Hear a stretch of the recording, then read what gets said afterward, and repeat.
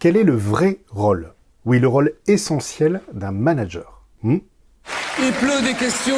Ça va Jean-Yves, bravo. On en parle maintenant. Bonjour et bienvenue dans cette nouvelle brève. Si je vous pose la question, quel est selon vous le rôle d'un manager? Eh bien peut-être que certains d'entre vous vont avoir une réponse claire qui va leur apparaître. Bon Dieu, mais c'est bien sûr. Mais je suis convaincu que beaucoup d'entre vous sont un peu dans le doute. Et peut-être que vous pourriez me dire que le manager a de nombreux rôles et que c'est un peu compliqué de le résumer à un seul. Et de vous à moi, j'aurais probablement eu la même réaction que vous il y a quelques années. J'aurais d'ailleurs cherché à répondre avec toutes les choses que l'on m'a enseignées, comme les 5 rôles du manager d'Henri Fayol, prévoir, organiser, commander, coordonner et contrôler. Ou alors j'aurais pu vous dire que c'est le fameux PODC, c'est-à-dire planifier, organiser, diriger et contrôler. Et si j'avais voulu aller encore plus loin, je serais peut-être allé vers des considérations un peu plus modernes, comme inspirer, motiver, communiquer, gérer les conflits, déléguer, animer, créer la cohésion, etc. Eh bien vous savez quoi? Toutes ces réponses sont très justes, car tout cela fait bien partie des fonctions et des compétences du manager, mais qui viennent au service de son rôle véritable, de sa vraie mission. Peut-être même qu'il y en a parmi vous qui sont tentés de me répondre de manière un peu ironique, ou pas du tout d'ailleurs, que le manager sert aussi et avant tout à générer du chiffre d'affaires. Eh bien, là encore, c'est en effet un des objectifs courants du manager, mais qui, là aussi, est une conséquence de son vrai rôle, et non pas son vrai rôle. Et d'ailleurs, il existe plein de domaines où la préoccupation du manager n'est pas du tout de générer du chiffre d'affaires, notamment par exemple dans le domaine public. Donc nous voyons bien à travers tout cela que la vérité est ailleurs, comme le diraient Mulder et Scully. Alors quel est-il ce rôle? Quelle est la vraie mission, la mission première du manager? Eh bien vous le savez, en prenant une fonction managériale, nous passons d'une posture de savoir-faire à une posture de savoir-faire faire. Donc automatiquement, nous devons endosser une casquette de figure d'autorité, au même titre par exemple qu'un professeur, un mentor ou tout simplement un parent. Mais prenez maintenant un instant pour réfléchir à cette question. Parmi les figures d'autorité que vous avez eues dans votre vie, quelles sont celles que vous considérez comme ayant été excellentes dans leur rôle et qu'est-ce qui fait que vous les avez justement trouvées excellentes? Tu m'as oublié. Jamais. Et oui, qu'est-ce qui a fait que vous avez trouvé qu'un professeur, un parent, un patron a été bon dans son rôle? La réponse est évidente. Et oui, vous considérez qu'ils ont été bons parce qu'à leur contact, vous avez eu la sensation qu'ils vous ont aidé à grandir et à devenir meilleurs.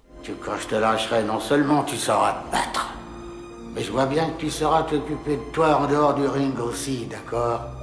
D'accord. Vous l'aurez bien compris, un bon manager est donc celui qui a intégré, consciemment ou inconsciemment, que son rôle premier, son rôle fondamental, c'est celui de faire grandir ses équipes. En bref, un bon manager, c'est celui qui sait que son rôle, c'est de faire en sorte que, à terme, son équipe n'ait plus besoin de lui, à tel point que, qu'il soit là ou non, elle sera tout aussi performante.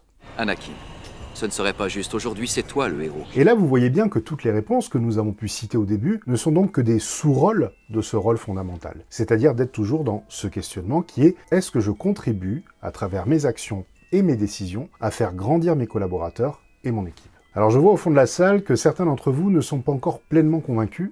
Alors j'ai une question pour vous. Ce serait quoi pour vous votre équipe de rêve? Oui, vous savez, la Dream Team, le best-of des équipes que vous souhaiteriez avoir. Et là, peut-être que vous allez me répondre quelque chose comme bien une équipe composée de personnes proactives, impliquées, positives, constructives, apporteuses de solutions, expertes dans leur domaine, etc. Ce serait le rêve, n'est-ce pas? Oh, c'est beau de rêver. Eh bien, d'après vous, comment fait-on pour obtenir une telle équipe, à la fois ultra compétente dans son domaine et qui vient à chaque fois vous voir avec d'excellentes propositions d'action à mettre en œuvre pour solutionner des problèmes ou atteindre les objectifs? Alors ça y est, convaincu? D'ailleurs, peut-être pouvez-vous vous demander sur ces deux composantes, de la compétence et de l'autonomie, où en êtes-vous avec votre équipe? Par exemple, si vous deviez mettre une note de 0 à 10, quel serait selon vous le niveau de compétence de votre équipe? 0 étant totalement incompétent et 10 étant le maximum de l'excellence. Et ensuite, pareil, de 0 à 10, quel est le niveau d'autonomie de votre équipe? 0 étant que vous devez tout vérifier et contrôler, et 10 étant que dans 100% des cas, vos équipes arrivent avec des propositions de solutions efficaces qu'ils sont capables de mettre en œuvre. Voire même, dans la majorité des cas, ils n'ont même pas besoin de vous tenir informés, car ils gèrent parfaitement la situation. Je contrôle totalement la situation. C'est donc pour ça que tout s'embrase. Donc voyez, vous avez là un moyen simple de pouvoir évaluer la progression de ces deux indicateurs. Maintenant, comment fait-on pour aider nos équipes à grandir? Eh bien, il existe bien sûr de nombreuses méthodes, et je ne pourrai pas toutes les énumérer ici. Mais dans tous les cas, cela commence par 1. avoir conscience que c'est notre rôle premier de vouloir endosser ce rôle. 2. Fixer un cadre de fonctionnement clair, car si le cadre n'est pas clair, vous allez générer des zones de flou, des doutes dans le fonctionnement de l'équipe et donc du stress. 3. Augmenter leur niveau de confiance en valorisant ce qui est fait et en sollicitant constamment leurs propositions de solutions. Et surtout, ne pas chercher à imposer vos propres solutions, sauf dans les 4 situations où le management directif s'impose, c'est-à-dire la fixation du cadre, le recadrage, la situation d'urgence et la décision finale. Je constate, Van Helsing, que vous aimez avoir le dernier mot. Enfin, s'astreindre à rester dans les 4 niveaux de délégation et ne pas prendre les singes sur nos épaules.